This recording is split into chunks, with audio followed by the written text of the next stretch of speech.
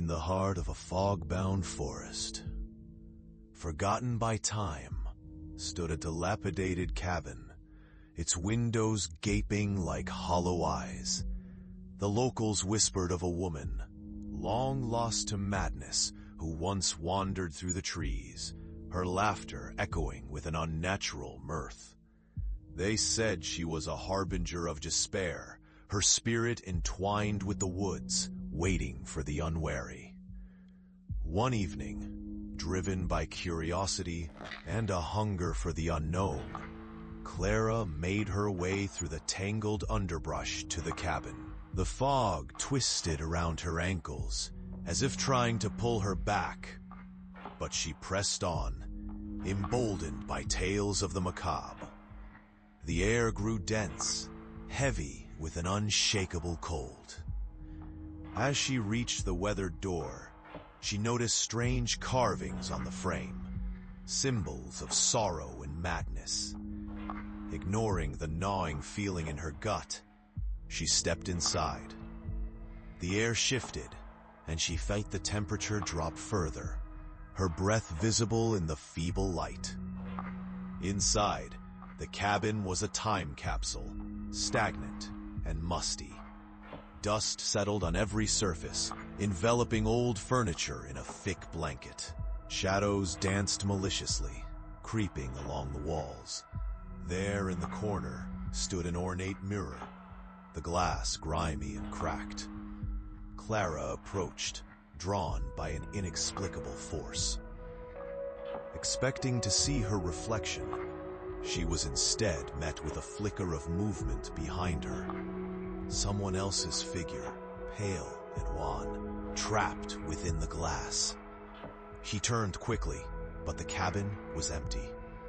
Her heart raced, thundering in her chest, as the mirror then continued to show the figure's eyes, brimming with unshed tears, a silent scream forming on its lips. Clara backed away, her pulse quickened, as the walls seemed to close in. But still, she could not tear her gaze from the mirror. The figure in the glass began to mimic her movements, and she felt a chill sweep through her veins. It raised a hand, pressing it against the glass as if trying to escape. And for a heartbeat, the likeness froze, then shifted to a smile so wide it split across its face. Panicked, Clara turned on her heel, racing for the door. But it slammed shut, as though possessed by forces unseen, engendering the cabin's unsettling energy. Whispers swirled, echoing her thoughts, haunting melodies tugging at her sanity. Desperation laced her movements. She pounded, relentless, on the door. Resolute it stood, bending her very essence. The laughter from the shadows growing cacophonous. With one final surge of strength, Clara lunged for the window, shattering the glass. But the sharpness cut deep, and she fell to the floor. Silence enveloped her.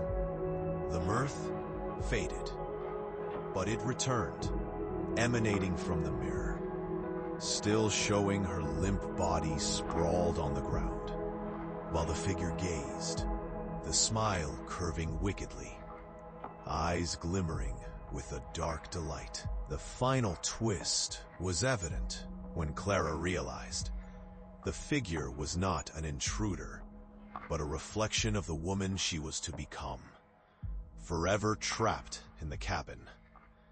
Even as her own essence faded, she understood. This was her fate, wandering the fog as others entered, beckoned by the same twisted laughter.